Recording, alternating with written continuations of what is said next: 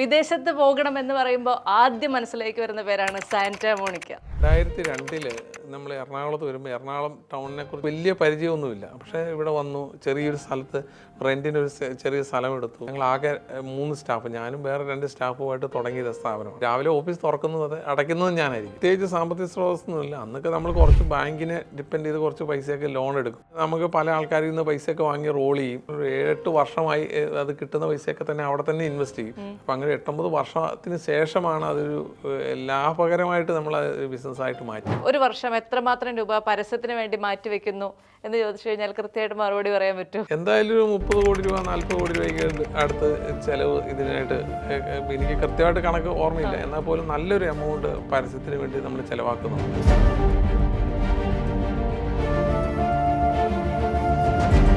സാറിന് അപ്പോൾ ഒരു ബിസിനസ് ബാക്ക്ഗ്രൗണ്ട് ആ സമയത്തുണ്ടോ? ഒരിക്കലും ഇല്ല. ഞാനൊരു ബിസിനസ്സുകാരനല്ല. ഞാനൊരു സാധാരണ ഒരു കർഷകന്റെ മകനാണ്. നമ്മൾ എന്താണ് ചെയ്യുന്ന ബിസിനസ്, അതിന് എത്ര ഭാവിയുണ്ട്, എത്ര വർഷങ്ങൾ ഇത് കൊണ്ടു നടക്കാൻ പറ്റും. ഒരിക്കലും നമുക്കൊരു ബിസിനസ്, ഞാൻ പറഞ്ഞ സെൽഫ് ഡ്രിവൺ ആയിട്ടൊരു ബിസിനസ് ഒരുപാട് കാലം കൊണ്ടു നടക്കാൻ പറ്റത്തില്ല. ബിസിനസ് ചെയ്യണമെന്ന് ഭയങ്കരമായിട്ട് ആഗ്രഹിച്ചു വരുന്ന ചെറുപ്പക്കാർക്കിടയിൽ സംഭവിക്കുന്ന ഒരു പരാജയം ഉണ്ടാകാനുള്ള ഒരു കാരണം എന്താണെന്ന് സാർ എപ്പോഴെങ്കിലും ആലോചിച്ചിട്ടുണ്ടോ? കാര്യം ഈ ബിസിനസ്സിൽ ഇൻസ്റ്റൻ്റ് ആയിട്ട് ലാഭം പ്രതീക്ഷിക്കുന്നവർക്കാണ് ഇത് പരാജയപ്പെടുന്നത്. ഏത് ബിസിനസ് ആയാലും നമ്മൾ സ്റ്റേബിളായി ഡെവലപ്പ് ചെയ്ത് വരാൻ വേണ്ടി ഒരു മിനിമം 3 to 5 years കിട്ടും. ഇന്ന് മുതലാളി തൊഴിലാളി ബന്ധങ്ങളില്ല. കാരണം എല്ലാവരും മുതലാളിമാരാണ് എന്ന് കണക്കാക്കിയിട്ട് ഒരു സ്ഥാപനം കൊണ്ടുനടന്നു കഴിഞ്ഞാൽ മാത്രമേ ഇന്നൊരു സ്ഥാപനം വിജയിക്കുകയുള്ളൂ. ഇതിന് ലോങ് ടൈം നിലനിൽക്കുക എന്ന് പറയുന്നത് ചെറിയ കാര്യമില്ല. ബിസിനസ് എന്ന് പറയുന്നത് എപ്പോഴും റിസ്ക്കുള്ള കാര്യമാണ്. റിസ്ക് ഏറ്റെടുത്താൽ മാത്രമേ ബിസിനസ് വിജയിക്കാൻ പറ്റൂ. വിജയിപ്പിക്കാൻ സാധ്യതയുള്ള ബിസിനസ്സാണ് ഇത്. ആദ്യം നമ്മൾ റിസർച്ച് ചെയ്ത് നമുക്ക് ധാരണ ഉണ്ടാകും. പിന്നീട് നമ്മളൊന്നും നോക്കേണ്ട കാര്യമില്ല, ആ റിസ്ക് ഏറ്റെടുക്കുക എന്നുള്ളത് മാത്രമേ ഉള്ളൂ. ചലഞ്ചസ് ഇല്ലാതെ നമുക്ക് ആർക്കും വിജയിക്കാൻ പറ്റും. നമ്മുടെ നാട്ടിൽ കേരളത്തിൽ നിന്ന് പോയിട്ട് ലോകത്ത് വലിയ വലിയ നിലകളിലെത്തിയ ബിസിനസ്സുകാരുണ്ട്. പലരും നമ്മളിവിടെ രാത്രി കിടന്നുറങ്ങിയ സമയത്തും അല്ലെങ്കിൽ നമ്മൾ സിനിമ കണ്ടിരുന്ന സമയത്തും അവർ ഉറങ്ങാതെ ഇരുന്ന് കഷ്ടപ്പെട്ട് അധ്വാനിച്ചതിൻ്റെ ഒരു ഫലത്തിലാണ് അവരൊക്കെ ഇന്ന് ലോകത്ത് വലിയ ബിസിനസ്സുകാരായിട്ട് അറിയപ്പെടുന്നത്. നമസ്കാരം. വിദേശത്ത് പോയി പഠിക്കുക, അതുവഴി ഒരു ഗ്ലോബൽ എക്സ്പോഷർ ഉണ്ടാകുക, വിദേശത്ത് സെറ്റിൽ ആകുക, ഇത് ആഗ്രഹിക്കുന്നവരാണ് കേരളത്തിലെ ഭൂരിഭാഗം യുവാക്കളും. ഈ ഒരു ആഗ്രഹം ഉണ്ടാകുമ്പോൾ തന്നെ അവരുടെ മനസ്സിലേക്ക് ഉടൻ വരുന്ന ഒരു പേരുണ്ട്. Yes, Santa Monica. കഴിഞ്ഞ 23-ൽ പരം വർഷങ്ങളായി ഈ ഒരു സ്ഥാപനത്തെ വളരെ വിജയകരമായി മുന്നോട്ട് കൊണ്ടുപോകുന്ന chairman and managing director Denny Thomas സാറാണ് നമ്മുടെ കൂടെയുള്ളത്. Let's welcome sir. വിദേശത്ത് പോകണം എന്ന് പറയുമ്പോൾ ആദ്യം മനസ്സിലേക്ക് വരുന്ന പേരാണ് സാന്റാ മോണിക്ക. എങ്ങനെയാണ് സർ ഈ സാന്റാ മോണിക്ക എന്ന് പറയുന്ന ഒരു ഐഡിയ മനസ്സിലേക്ക് വന്നത്? അത് 90കളുടെ അവസാനം അല്ലെങ്കിൽ 90-95 കാലഘട്ടങ്ങളിൽ വിദേശത്തേക്ക് ധാരാളം ആൾക്കാർ പോകുന്നുണ്ടായിരുന്നു. പക്ഷേ അതെല്ലാം ഒരു കേന്ദ്രീകൃതമായിട്ട് നേഴ്സിംഗ് മേഖലയിലുള്ള ആൾക്കാരാണ് കൂടുതലും വിദേശത്തേക്ക് പോയിരുന്നത്. അപ്പോൾ സ്വാഭാവികമായിട്ട് മറ്റു ഫീൽഡിൽ പഠിച്ച ആൾക്കാരുണ്ട്. ഇപ്പോൾ എഞ്ചിനീയറിംഗ് പഠിച്ചവരുണ്ട്, മറ്റു കോഴ്സുകൾ പഠിച്ചവരുണ്ട്. അവർ ചോദിക്കുന്നത് ഞങ്ങൾക്ക് എങ്ങനെ വിദേശത്ത് പോകാൻ എന്തൊരു സാധ്യതയുണ്ട്. അങ്ങനെയൊക്കെ പല ആൾക്കാരും നമ്മളുമായിട്ടൊക്കെ ബന്ധപ്പെടാറുണ്ടായിരുന്നു. അന്ന് ചെറിയ സാമൂഹിക പ്രവർത്തനമൊക്കെ ഉള്ളതുകൊണ്ട് പല ആൾക്കാരും നമ്മുടെ അടുത്ത് വന്ന് ബന്ധപ്പെടുമായിരുന്നു. അപ്പോഴാണ് ഞാൻ ഇതിനെക്കുറിച്ച് പഠിക്കുന്നത്. അങ്ങനെ വിദേശത്ത് പഠിക്കാൻ പോകാം, അതായത് ഇപ്പോൾ +2 കഴിഞ്ഞവർ, ഡിഗ്രി കഴിഞ്ഞവരൊക്കെ പഠിക്കാൻ പോകും. അങ്ങനെ ആണ് ഈ ഒരു രംഗത്തേക്ക് കുറിച്ച് പഠിക്കാനും ഈ രംഗത്തേക്ക് ഇറങ്ങാനും സാധിച്ചത്. ആണ്. പക്ഷേ സാറിന് അപ്പോൾ ഒരു ബിസിനസ് ബാക്ക്ഗ്രൗണ്ട് ആ സമയത്തുണ്ടോ? ഒരിക്കലും ഇല്ല. ഞാനൊരു ബിസിനസ്സുകാരനല്ല. ഞാനൊരു സാധാരണ ഒരു കർഷകന്റെ മകനാണ്. അതിനുശേഷം ഈ കുറച്ച് പൊതുപ്രവർത്തനവും കാര്യവും ജനങ്ങളുമായിട്ട് നല്ല ബന്ധങ്ങളുണ്ടായിരുന്നു. അപ്പോൾ ആ ഒരു പരിചയവും കാര്യങ്ങളൊക്കെ ഉള്ള ബേസിക് ഉള്ളൂ. അപ്പോൾ അതെല്ലാം വെച്ചൊരു ബിസിനസ്സിൽ പയറ്റാമെന്ന ഇതിലാണ്. പിന്നെ ഇതിനോടൊരു പാഷൻ ഉണ്ടായിരുന്നു. എങ്ങനെ ഇത് നല്ലൊരു കാര്യമാണ്, ഒരുപാട് ആൾക്കാർക്ക് ഗുണം കിട്ടുന്ന ഒരു കാര്യമാണ്, സത്യസന്ധമായി ചെയ്യണം. ഒരുപാട് പേര് ഇതിൽ വഞ്ചിക്കപ്പെടുന്നു. അന്നത്തെ കാലത്ത് ഈ റിക്രൂട്ട്മെന്റ് ഏജൻസിയുടെ ഒരു കാലഘട്ടമാണ്. ഒരുപാട് നന്നായിട്ട് ആൾക്കാർ ചെയ്യുന്നുണ്ട്, എന്നാൽ ഒരുപാട് പേരുടെ കയ്യിൽ പണം പോകുന്ന ഒരുപാട് സംവിധാനങ്ങളുണ്ട്. പല ഏജൻസികളും തട്ടിപ്പാണെന്നൊക്കെ പറഞ്ഞ വാർത്തകളും സ്ഥിരം വരാറുണ്ടായിരുന്നു. അപ്പോൾ അതൊന്നുമില്ലാതെ ആൾക്കാർക്ക് സത്യസന്ധമായി വിശ്വസിച്ച് പോകാൻ പറ്റുന്ന സ്ഥാപനം ഉണ്ടാക്കണം എന്നായിരുന്നു ആഗ്രഹം. കേരളത്തിൽ തന്നെ നോക്കിക്കഴിഞ്ഞാൽ നമ്മൾ വിരലിൽ എണ്ണാവുന്ന ഒരു കാലഘട്ടത്തിൽ നിന്ന് 100, 200, 500 സ്റ്റഡി അബ്രോഡ് ഫേംസ് ആയിട്ട് വളർന്നു കഴിഞ്ഞു. എന്തായിരിക്കും ഇത്രമാത്രം സ്റ്റഡി അബ്രോഡ് ഫേമുകൾ ഇങ്ങനെ ഉണ്ടാകാൻ കാരണം? കേരളത്തിൻ്റെ ട്രെൻഡാണ്. നമ്മൾ നോക്കിയാൽ മതി. കേരളത്തിൽ എന്ത് കാര്യമായാലും ഒരു കാര്യം സക്സസ്ഫുൾ ആയി കഴിഞ്ഞാൽ അതിന് പുറകെ ആൾക്കാർ ഒരുപാടുണ്ടാകും. ഒരു കാലത്ത് റബ്ബർ കൃഷിക്ക് നല്ല സാധ്യത ഉണ്ടായിരുന്നു. അപ്പം കേരളത്തിൽ റബ്ബർ കൃഷി സാധ്യമല്ലാത്ത സ്ഥലങ്ങളിൽ റബ്ബർ കൃഷി ചെയ്തു. ഒരു കാലത്ത് വാനില കൃഷിക്ക് സാധ്യതയുണ്ടെന്ന് കണ്ടു കഴിഞ്ഞാൽ വാനില കൃഷി മുഴുവൻ ചെയ്തു. പിന്നീട് അതെല്ലാവരും അത് ഒഴിവാക്കിപ്പോയി.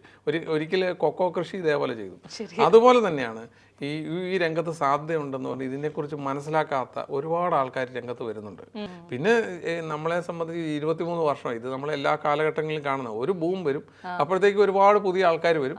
ഇതിപ്പോൾ 1, 2, 3 വർഷം കഴിയുമ്പോഴത്തേക്ക് ഇപ്പം തന്നെ ഇത് മാർക്കറ്റ് അത്ര പഴയതുപോലെ ഇല്ല എന്നൊരു ബോധ്യം എല്ലാവർക്കും ഉണ്ട്. അപ്പം കുറേ ആൾക്കാർ തന്നെ ഇതിന് പുറകോട്ട് പൊക്കോളൂ ഓൾറെഡി. ഏത് സ്റ്റഡി അബ്രോഡ് ഫേം ചൂസ് ചെയ്യണം എന്ന് ചിന്തിക്കുമ്പോൾ ഏതൊക്കെ കാര്യങ്ങൾ നമ്മൾ ശ്രദ്ധിക്കണം? നമ്മളൊരു കൺസൾട്ടൻസിയെ തിരഞ്ഞെടുക്കുമ്പോൾ ആ രാജ്യത്ത് അവരുമായിട്ട് അവർ ഇതിനു മുന്നേ ആൾക്കാരെ വിട്ടിട്ടുണ്ടോ, ഇനി അഥവാ അവർ ഈ പറയുന്ന യൂണിവേഴ്സിറ്റികൾ, ആ രാജ്യത്ത് എത്രയൊക്കെ യൂണിവേഴ്സിറ്റികളുണ്ട്, ആ രാജ്യത്ത് അവരുമായിട്ട് ഇവർക്ക് നേരിട്ട് ബന്ധമുണ്ടോ, ഈ കാര്യങ്ങളൊക്കെ ആദ്യം പരിഗണിക്കുക. എങ്കിൽ മാത്രമേ നമുക്ക് സ്മൂത്തായിട്ട് ചെയ്യാൻ പറ്റുള്ളൂ. നമ്മളെ സംബന്ധിച്ച് നമ്മൾ ആഗ്രഹിക്കുന്ന യൂണിവേഴ്സിറ്റി പോകാൻ നമുക്ക് സാധിക്കണം, ആഗ്രഹിക്കുന്ന കോഴ്സ് എടുക്കാൻ പറ്റണം, നമ്മൾ ആഗ്രഹിക്കുന്ന ജോലിയിലേക്ക് എത്താൻ പറ്റണം. ഇതൊരു ചെറിയ കാര്യമല്ല. കാരണം വിദേശത്തേക്ക് പോകാൻ നമ്മളിത് ഗൈഡൻസ് എന്ന് പറയുന്നത് ഇത് കൺസൾട്ടൻ്റ് ആണ്.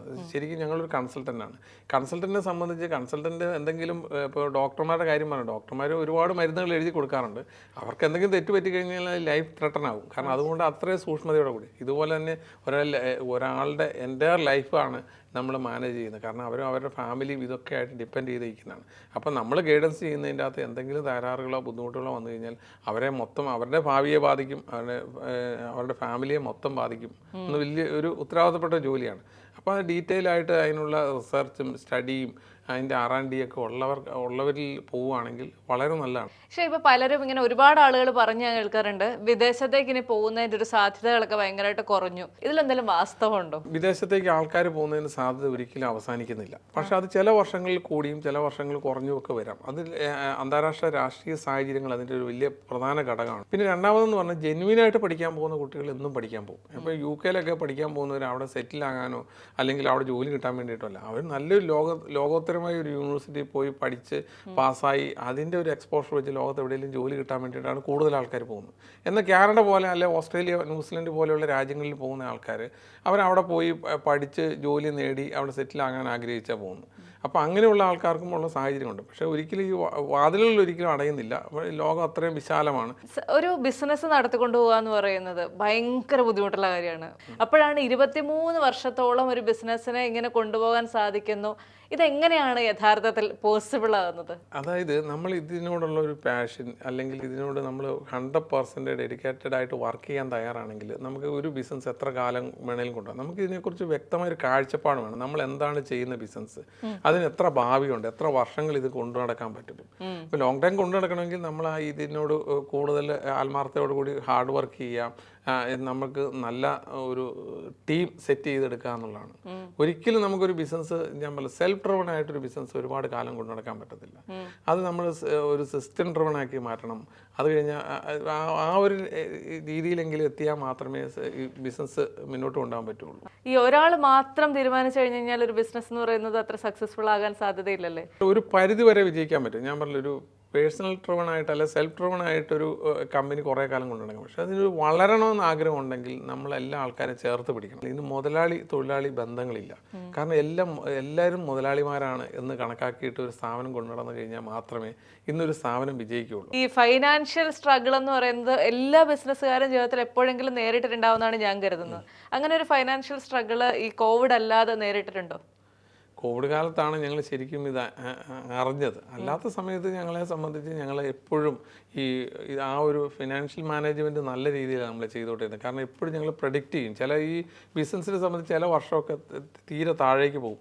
അപ്പോൾ അത് നമുക്ക് മുൻകൂട്ടി നമ്മൾ ലോക സാഹചര്യങ്ങൾ മനസ്സിലാക്കി അത് നമ്മൾ അതിനുള്ള പണം നേരത്തെ കണ്ടെത്തി വെക്കും. അതുകൊണ്ട് ഞങ്ങൾ അങ്ങനെ വലിയ സ്ട്രഗിൾ ഇതുവരെ നേരിട്ടിട്ടില്ല. ബിസിനസ് ചെയ്യണമെന്ന് ഭയങ്കരമായിട്ട് ആഗ്രഹിച്ചു വരുന്ന ചെറുപ്പക്കാർക്കിടയിൽ സംഭവിക്കുന്ന ഒരു പരാജയം ഉണ്ടാകാനുള്ള ഒരു കാരണം എന്താണെന്ന് സാർ എപ്പോഴെങ്കിലും ആലോചിച്ചിട്ടുണ്ടോ? ഇൻസ്റ്റൻ്റ് ആയിട്ട് ലാഭം പ്രതീക്ഷിക്കുന്നവർക്കാണ് ഇത് പരാജയപ്പെടുന്നത്. അതിപ്പോൾ ഈ സ്റ്റഡി അബ്രോഡിലാണെങ്കിലും ഞാൻ എപ്പോഴും പറയും, എൻ്റെ അടുത്ത് ഒരുപാട് ആൾക്കാർ ഈ സ്ഥാപനം തുടങ്ങാൻ വേണ്ടി അഭിപ്രായം ചോദിച്ചു വരാം. ഞാൻ പറയും നിങ്ങൾ തുടങ്ങിക്കോ, തുടങ്ങുന്നതൊക്കെ നല്ല കാര്യമാണ്. പക്ഷേ ഇതൊക്കെ ഒരു 4-5 വർഷം കൊണ്ട് മാത്രമേ നിങ്ങൾക്ക് റിട്ടേൺ കിട്ടുകയുള്ളൂ. കാരണം പൈസ മുടക്കിക്കൊണ്ടേയിരിക്കും.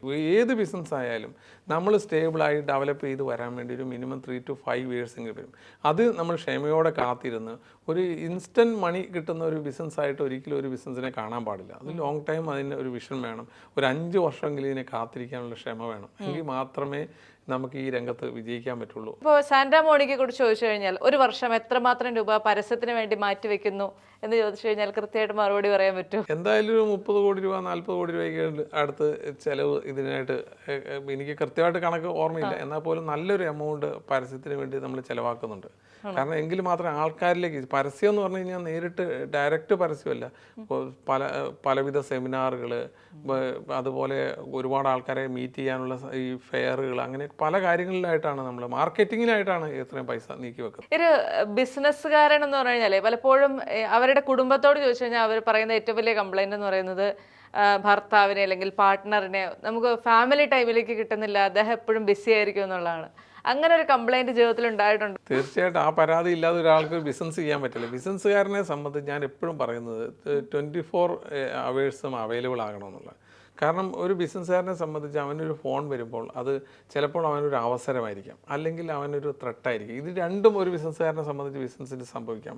അപ്പം അവസരങ്ങൾ എപ്പോഴാണ് കിട്ടുന്നത് നമ്മൾ പ്രതീക്ഷിച്ചിരിക്കണം, അല്ലെങ്കിൽ കമ്പനിക്കെതിരെ എന്തെങ്കിലും പ്രശ്നങ്ങളുണ്ടെങ്കിൽ അത് നമ്മൾ പ്രതീക്ഷിച്ചിരിക്കണം. അപ്പോൾ ഈ രണ്ട് കാര്യങ്ങളിലുമായിട്ട് ഫുൾ ടൈം ഇൻവോൾവ് ചെയ്യുമ്പോൾ ഫാമിലി ലൈഫിന് അതിൻ്റേതായ ബുദ്ധിമുട്ടുണ്ടാവും, തീർച്ചയായിട്ടും ഉണ്ടാവും.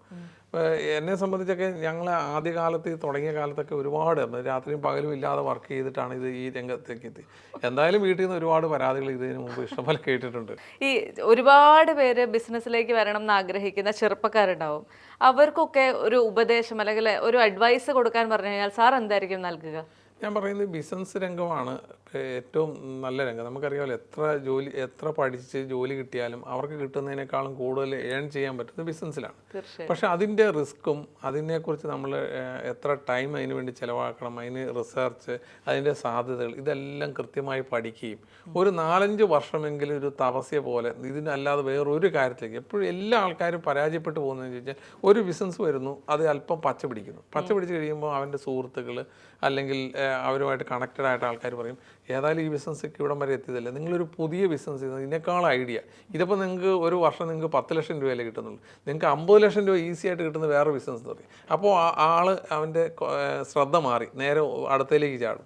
അപ്പോൾ അത് വന്നു കഴിയുമ്പോഴത്തേക്കും പറയും, ഇതല്ല ഈ 2 കോടി രൂപ ലാഭം കിട്ടുന്ന വേറെ ബിസിനസ് ഉണ്ട്. അപ്പം ഇത് ഒരു പൈസയൊക്കെ റോൾ ചെയ്ത് വരുന്ന സമയത്താണ് ഈ ബിസിനസ് തകരുന്നത്. കാരണം അവർക്ക് ആ പൈസ എവിടെ ഇൻവെസ്റ്റ് ചെയ്യണമെന്ന് അറിയത്തില്ല, അല്ലെങ്കിൽ പൈസ വേറെ കുറച്ചും കൂടെ ആ ഒരു ബന്ധങ്ങൾ ഉപയോഗിച്ച് ലോണൊക്കെ എടുത്തിട്ട് അടുത്ത പ്രസ്ഥാനം തുടങ്ങും. ഒരു 2-3 പ്രസ്ഥാനം ആകുമ്പോഴത്തേക്ക് എവിടെ നമ്മുടെ ശ്രദ്ധ കേന്ദ്രീകരിക്കാൻ പറ്റാതെ വരും. അങ്ങനെ വരുമ്പോഴാണ് സാധാരണ ഇതിൽ എപ്പോഴും ബിസിനസ് കറക്റ്റ്. നമുക്ക് ചിലപ്പോൾ നമ്മൾ ചെയ്യുന്ന ബിസിനസ്സിൽ ലാഭം കുറവായിരിക്കാം, പക്ഷേ നമ്മൾ അത് ഫോക്കസ്ഡ് ആയിട്ട് ലോങ് ടൈം വർക്ക് ചെയ്യാൻ തയ്യാറാണെങ്കിൽ ആ ബിസിനസ്സിൽ നമ്മൾ വിജയിക്കും, യാതൊരു സംശയമില്ല. സാന്റാ മോണിക്ക എത്ര വർഷം കൊണ്ടാണ് പ്രോഫിറ്റബിൾ ബിസിനസ്സായി മാറിയത്?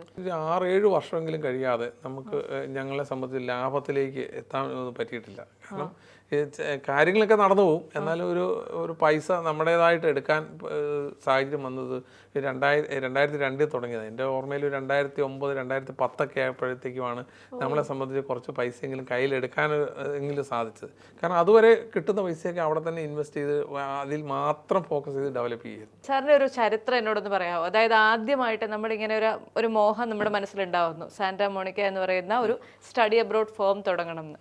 അതിനുവേണ്ടി ആദ്യമായിട്ട് ചെയ്ത കാര്യം എന്താണ്? അതിനുശേഷം എത്ര എംപ്ലോയീസ് ആദ്യമായിട്ട് നമ്മുടെ കൂടെ ഉണ്ടായിരുന്നു, അതോ സ്വന്തമായിട്ടായിരുന്നു എല്ലാ കാര്യങ്ങളും ചെയ്തിരുന്നത്?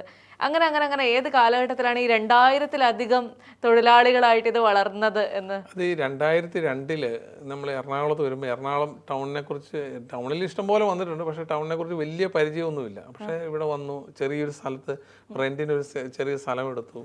അവിടെ നിന്ന് ഞങ്ങൾ ആകെ 3 സ്റ്റാഫ്, ഞാനും വേറെ 2 സ്റ്റാഫുമായിട്ട് തുടങ്ങിയ സ്ഥാപനമാണ്. അപ്പോൾ അന്ന് A-to-Z വർക്ക് നമ്മളായിരിക്കും. രാവിലെ ഓഫീസ് തുറക്കുന്നത് അടയ്ക്കുന്നതും ഞാനായിരിക്കും. പിന്നെ അന്ന് ചെറിയൊരു സ്പേസിൽ അത് നമ്മൾ സ്റ്റാർട്ട് ചെയ്തു. ആകെ ഞങ്ങൾ 3 പേരേ ഉള്ളൂ. അപ്പോൾ ഞങ്ങൾ 3 പേരും ഇരുന്ന്, അന്ന് ടൈമൊന്നുമില്ല, രാവിലെ പോയി കഴിഞ്ഞാൽ രാത്രി വരെ ഇരിക്കും, അവിടെ ഇരുന്ന് ആൾക്കാരുമായിട്ട് ഇൻട്രാക്ട് ചെയ്യും. പിന്നെ കൂടുതലും ബിസിനസ് അന്ന് പഠിച്ചതെന്ന് പറഞ്ഞാൽ അന്ന് നമ്മളെ ഒരുപാട് ആൾക്കാർ കാണാൻ വരും, വിദേശത്ത് പോകുന്നതിനെക്കുറിച്ചും പഠിക്കാനും. അവരിൽ നിന്നാണ് നമ്മൾ പല കാര്യങ്ങളും, കാരണം അവർ പല കാര്യങ്ങളും ചോദ്യങ്ങൾ ചോദിക്കും, നമുക്ക് അറിയത്തില്ലായിരിക്കും. പക്ഷെ നമ്മൾ അന്ന് രാത്രിയിൽ ഇരുന്ന് ഇൻ്റർനെറ്റിൽ ഇരുന്ന് നോക്കും. അന്ന് ഇന്നത്തെ പോലെ ഒന്നുമില്ല. അന്ന് ഇൻ്റർനെറ്റ് ഇങ്ങനെ ഒരുപാട് നേരം കറങ്ങിയിട്ടൊക്കെ ഒരു സൈറ്റ് ഓപ്പൺ ചെയ്തിട്ടുള്ളൂ. ഇതെല്ലാം കണ്ട് അത് വായിച്ച് പഠിക്കും. നാളെ വരുമ്പോൾ ഒരു ചോദ്യം ചോദിച്ചു കഴിഞ്ഞാൽ അതിന് മറുപടി ഉണ്ടാവും. അങ്ങനെ ഓരോ ദിവസം ഇരുന്ന് ഇതിൻ്റെ പുറകെ ഇരുന്ന് പഠിച്ചാണ് നമ്മൾ ഈ ഒരു എൻ്റെ ഒരു വളർച്ച ആരംഭിക്കുന്നത്. അപ്പോൾ ആദ്യമൊക്കെ ഞങ്ങളെ സംബന്ധിച്ച് ഏറ്റവും വലിയ ചലഞ്ചസ് എന്ന് പറഞ്ഞു കഴിഞ്ഞാൽ നമുക്കൊരു കോൺട്രാക്ട് കിട്ടുക എന്ന് പറയുന്നത് അത് അത്ര എളുപ്പമുള്ള കാര്യമല്ലായിരുന്നു. കാരണം നമുക്കൊരു റെഫറൻസ് കൊടുക്കാൻ സംവിധാനങ്ങളില്ല. നമ്മളുടെ ഒരു ബാക്ക്ഗ്രൗണ്ട് ചോദിച്ചാൽ ഞങ്ങൾക്ക് അങ്ങനെ അത്ര വലിയ ബാക്ക്ഗ്രൗണ്ട്സ് ഒന്നുമില്ല. അപ്പോൾ അതെല്ലാം പറഞ്ഞ് മനസ്സിലാക്കി ഒരുപാട് ഹാർഡ് വർക്ക് ചെയ്തതിന് ശേഷമാണ് ഇപ്പോൾ 800-ലേറെ യൂണിവേഴ്സിറ്റിയുടെ എഗ്രിമെൻ്റ് ഉണ്ട്. എനിക്ക് തോന്നുന്നത് സൗത്ത് ഇന്ത്യയിൽ ആർക്കും അതില്ല. നിലവിൽ അത്രയും യൂണിവേഴ്സിറ്റികളുമായിട്ട് നേരിട്ട് വർക്ക് ചെയ്യുന്നവരാരുമില്ല. നമ്മൾ ഈ ആദ്യമായിട്ട് തുടങ്ങുന്ന ആദ്യത്തെ കുറേ കാലം എന്ന് പറയുന്നത് നമുക്ക് വരുമാനമൊന്നുമില്ല. അപ്പോൾ ആ ഒരു കാലഘട്ടത്തിൽ നമുക്ക് പക്ഷെ പിടിച്ചു നിൽക്കാനുള്ള ഒരു സാമ്പത്തിക സ്രോതസ് എന്തെങ്കിലും ഉണ്ടായിരുന്നോ? അന്ന് അങ്ങനെ ഒരു പ്രത്യേകിച്ച് സാമ്പത്തിക സ്രോതസ്സൊന്നുമില്ല. അന്നൊക്കെ നമ്മൾ കുറച്ച് ബാങ്കിനെ ഡിപ്പെൻഡ് ചെയ്ത് കുറച്ച് പൈസയൊക്കെ ലോൺ എടുക്കും. പിന്നെ നമുക്ക് പല ആൾക്കാരിൽ നിന്ന് പൈസയൊക്കെ വാങ്ങി റോൾ ചെയ്യും. അങ്ങനെയൊക്കെ അങ്ങനെ ബാലൻസ് ചെയ്ത് പോയി. പക്ഷെ ഒരു 2 ഇയർ 3 ഇയർ ഒക്കെ ആയപ്പോഴത്തേക്കും നമുക്ക് റൺ ചെയ്യാനുള്ള പൈസ നമ്മുടെ കൈ കിട്ടി തുടങ്ങി. ഞാൻ പറഞ്ഞൊരു 7-8 വർഷമായി അത് കിട്ടുന്ന പൈസയൊക്കെ തന്നെ അവിടെ തന്നെ ഇൻവെസ്റ്റ് ചെയ്യും. ഞങ്ങളായിട്ടൊരു പൈസയും നമ്മൾ എടുക്കുകയില്ല. അപ്പം അങ്ങനെ 8-9 വർഷത്തിന് ശേഷമാണ് അതൊരു ലാഭകരമായിട്ട് നമ്മൾ ബിസിനസ്സായിട്ട് മാറ്റിയത്. ബിസിനസ് ചെയ്യാൻ ആഗ്രഹിക്കുന്നവരോട് ചിലർ പറയില്ലേ അത് ഭയങ്കര റിസ്ക് ഉള്ള ഏരിയ ആണ്, അങ്ങോട്ട് പോകണ്ടെന്ന് പറയും. ചിലർ പറയും നമ്മളൊരു സ്റ്റേബിൾ ഇൻകം കിട്ടുന്ന സ്ഥലത്തേക്ക് നമ്മൾ ഫോക്കസ് ചെയ്യാന്ന് പറയും. ഇങ്ങനെ ഒരുപാട് പേര് ഭയങ്കര കൺഫ്യൂസ്ഡ് ആയിട്ട് നിൽക്കുന്നുണ്ടാവില്ലേ, ഏത് ചെയ്യണോ ഇത് ചെയ്യണോ എന്നൊക്കെ. ഇങ്ങനെയുള്ള കൺഫ്യൂസ്ഡ് മൈൻഡുകളോട് സാറിന് എന്തെങ്കിലും പറയാനുണ്ടോ? ബിസിനസ് എന്ന് പറയുന്നത് എപ്പോഴും റിസ്ക് ഉള്ള കാര്യമാണ്. റിസ്ക് ഏറ്റെടുത്താൽ മാത്രമേ ബിസിനസ് വിജയിക്കാൻ പറ്റുള്ളൂ. അതിപ്പോൾ ഏത് ബിസിനസ്സിലും റിസ്ക് ഉണ്ട്. പക്ഷേ നമ്മളൊരു ബിസിനസ് ഏറ്റെടുക്കുമ്പോൾ അതിന് ഫ്യൂച്ചർ ഉണ്ടോ, ഈ ബിസിനസ് ചെയ്ത് വേറെ ആരെങ്കിലും വിജയിച്ചിട്ടുണ്ടോ, അല്ലെങ്കിൽ ഇത് വിജയിപ്പിക്കാൻ സാധ്യതയുള്ള ബിസിനസ്സാണ്, ഇത് ആദ്യം നമ്മൾ റിസർച്ച് ചെയ്ത് നമുക്ക് ധാരണ ഉണ്ടാകണം. പിന്നീട് നമ്മളൊന്നും നോക്കേണ്ട കാര്യമില്ല, ആ റിസ്ക് ഏറ്റെടുക്കുക എന്നുള്ളത് മാത്രമേ ഉള്ളൂ. ചലഞ്ചസ് ഇല്ലാതെ നമുക്ക് ആർക്കും വിജയിക്കാൻ പറ്റത്തില്ല. ഒരുപാട് കഷ്ടപ്പാടുകളും മറ്റുള്ളവർ അപ്പോൾ നമ്മുടെ നാട്ടിൽ കേരളത്തിൽ നിന്ന് പോയിട്ട് ലോകത്ത് വലിയ വലിയ നിലകളിലെത്തിയ ബിസിനസ്സുകാരുണ്ട്. പക്ഷേ നമ്മൾ ചിന്തിക്കുന്ന അവരൊരു ദിവസം കൊണ്ട് ബിസിനസ്സുകാരായതാണ്. ഒരിക്കലുമല്ല. പലരും നമ്മളിവിടെ രാത്രി കടന്നുറങ്ങിയ സമയത്തും അല്ലെങ്കിൽ നമ്മൾ സിനിമ കണ്ടിരുന്ന സമയത്തും അല്ലെങ്കിൽ നമ്മൾ വെറുതെ യാത്ര ചെയ്തിരുന്ന സമയത്തും അവർ ഉറങ്ങാതെ ഇരുന്ന് കഷ്ടപ്പെട്ട് അധ്വാനിച്ചതിൻ്റെ ഒരു ഫലത്തിലാണ് അവരൊക്കെ ഇന്ന് ലോകത്ത് വലിയ ബിസിനസ്സുകാരായിട്ട് അറിയപ്പെടുന്നത്. അപ്പോൾ അതുപോലെ കഷ്ടപ്പെടാൻ തയ്യാറാണെങ്കിൽ എത്ര റിസ്ക് ഉള്ള ബിസിനസ്സിലും എത്തിച്ചേരാൻ പറ്റും. എന്തായാലും സാന്റാ മോണിക്ക എന്ന് പറയുന്നത് നമുക്ക് എല്ലാവർക്കും ഒരു ഇൻസ്പിറേഷനാണ്. ബിസിനസ് ചെയ്യണം എന്ന് ആഗ്രഹിക്കുന്നവർക്ക് വളരെ സക്സസ്ഫുൾ ആയിട്ടുള്ള ഒരു ബിസിനസ് വെഞ്ചർ കാണുന്ന ഇൻസ്പിറേഷനാണ് സാന്റാ മോണിക്ക. ഇനി കുട്ടികളെ സംബന്ധിച്ചിടത്തോളം വിദേശ പഠനം എന്ന് പറയുന്നത് യാഥാർത്ഥ്യമാക്കി അവരുടെ ജീവിതം സെറ്റിൽ ചെയ്തിട്ടുള്ളവർക്ക് അങ്ങനെയുള്ള ഒരു ഇൻസ്പിറേഷനാണ് സാന്റാ മോണിക്ക. ഇനിയും സാന്റാ മോണിക്കയ്ക്ക് ഒരുപാട് ഉയരങ്ങളിലേക്ക് എത്താൻ സാധിക്കട്ടെ, ഒരുപാട് പേരുടെ സ്വപ്നങ്ങൾക്ക് തുണയാകാൻ സാധിക്കട്ടെ. Thank you so much sir.